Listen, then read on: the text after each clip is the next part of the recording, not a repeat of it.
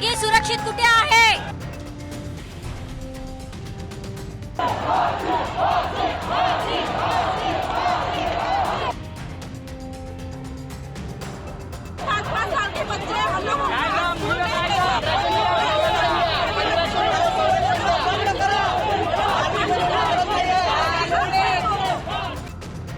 महाराष्ट्र के बदलापुर के स्कूल में 2 बच्चियों के साथ हुए यौन शोषण की घटना के बाद सरकार ने इसकी जांच के लिए एसआईटी का गठन किया है। खास बात यह है कि इस एसआईटी का प्रमुख तेज तर्रार महिला आईपीएस आरती सिंह को बनाया गया है।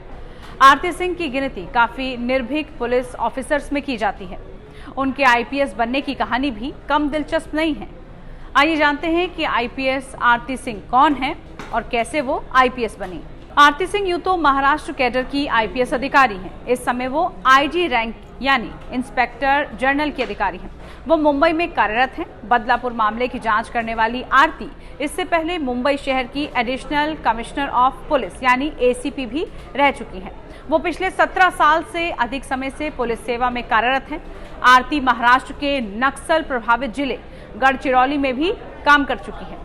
इसके अलावा कोविड के समय उनको मालेगांव भेजा गया, वहां भी उन्होंने काम किया था। आरती सिंह के आईपीएस बनने की कहानी भी कम दिलचस्प नहीं है। आरती सिंह मूल रूप से उत्तर प्रदेश के मिर्जापुर की रहने वाली हैं।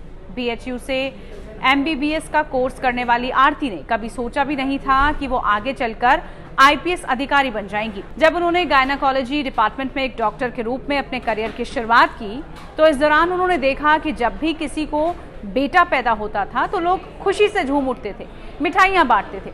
लेकिन वहीं जब बेटी पैदा होती थी तो इसके उलट सन्नाटा पसर जाता था। आरती ने एक इंटरव्यू में बताया था कि यहाँ तक कि कई बार तो लोग बच्चियों को छोड़कर चले जाते थे। ये बात रह रहकर आरती सिंह को टीस करती रही, जिसके बाद आरती ने लोगों की इस सोच को बदलने के लिए आईपीएस बनने की ठानी। उन्होंने डॉक्टरी पेशा छोड़कर यूपीएससी की तैयारी शुरू की। इसके बाद उनके माता पिता को रिश्तेदारों से खरी खोटी भी सुननी पड़ी, लेकिन साल 2006 में आखिरकार उन्होंने यूपीएससी परीक्षा पास कर ली। वो आईपीएस बन गई। उन्हें महाराष्ट्र कैडर अलॉट हुआ। साल 2009 में आरती सिंह को महाराष्ट्र के नक्सल प्रभावित जिले गढ़चिरौली में भेजा गया। ये एक ऐसा इलाका है जहां पुलिस और नक्सलियों के बीच मुठभेड़ आम बात है। आरती की पोस्टिंग के ठीक पहले यहां नक्सलियों ने 17 पुलिसकर्मियों को मार डाला था। आरती जब वहां पहुंची तो वहां चुनाव होने वाले थे। उन्होंने न केवल शांतिपूर्वक चुनाव करवाए बल्कि काफी मात्रा में गोला बारूद भी बरामद किया गया।